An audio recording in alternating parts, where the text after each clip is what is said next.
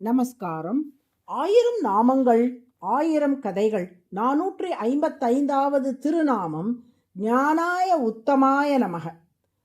திருமாலிடம் திருமகள் சுவாமி, இவ்வுலகில் வாழும் உயிர்களுக்கு அடையத்தக்கவையாக அறம், பொருள், இன்பம், வீடு என்ற 4 வித புருஷார்த்தங்கள் உள்ளன. இவற்றுள் பொருளையும் இன்பத்தையும் நாடியே செல்லும் மக்கள் மேன்மேலும் பிறவி பிணியில் அழுந்தி துன்பப்படுவதை காண்கிறோம்.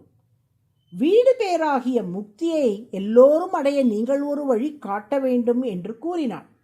அதற்கு திருமால், தேவி, நீ அறியாதது ஒன்றுமில்லை.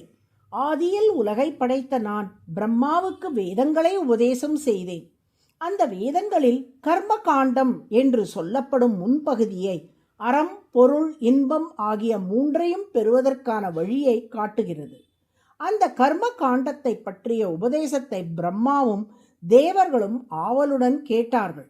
ஆனால் அதற்கு பின் முக்தி அடைவதற்கான வழியை கூறும் உபனிஷத் பாகமாகிய வேதாந்தத்தை கேட்க தேவர்கள் ஆர்வம் காட்டவில்லை.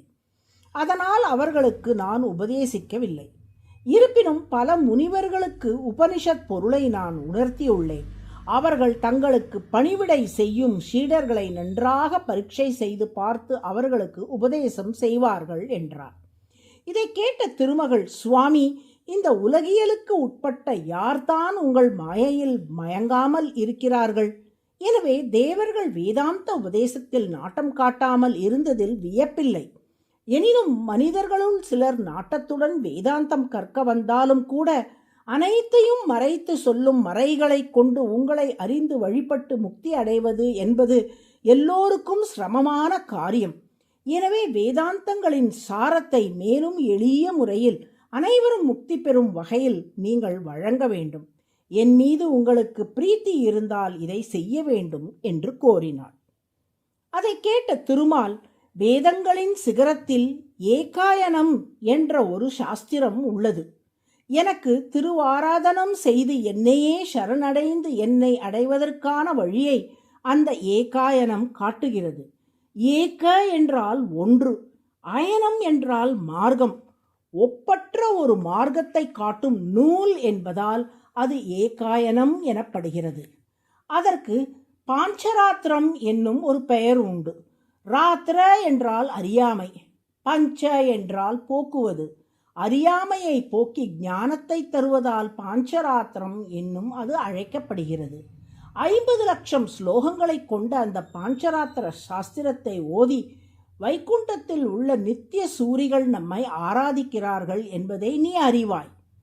எனது ஆலய நிர்மாணம் செய்வதிலிருந்து தொடங்கி எனது பூஜைகள், பிரதிஷ்டை, என்னை சரணடைதல் உள்ளிட்ட அனைத்து விஷயங்களும் சித்தாந்தங்களும் அதில் விரிவாக சொல்லப்பட்டுள்ளது. அதன் சாரத்தை உலக நன்மைக்காக உனக்கு எடுத்து சொல்லுகிறேன்.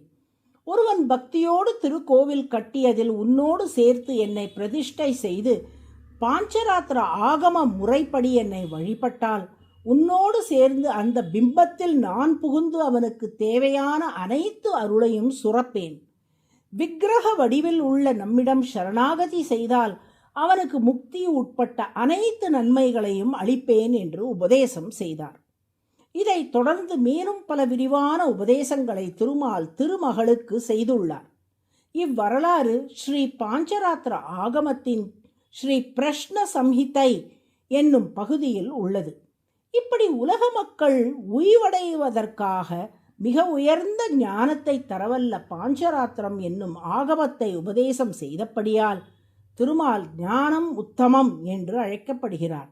ஞானம் என்றால் அறிவு, உத்தமம் என்றால் மிக உயர்ந்த, ஞானம் உத்தமம் என்றால் மிக உயர்ந்த அறிவை அருள்பவர். அதுவே சகஸ்ரநாமத்தின் 455வது திருநாமம். ஞானாய உத்தமாய நமக என்று தினமும் சொல்லிவரும் அன்பர்களுக்கு பேரறிவை திருமால் தந்தருளுவார். நாராயண நாராயண.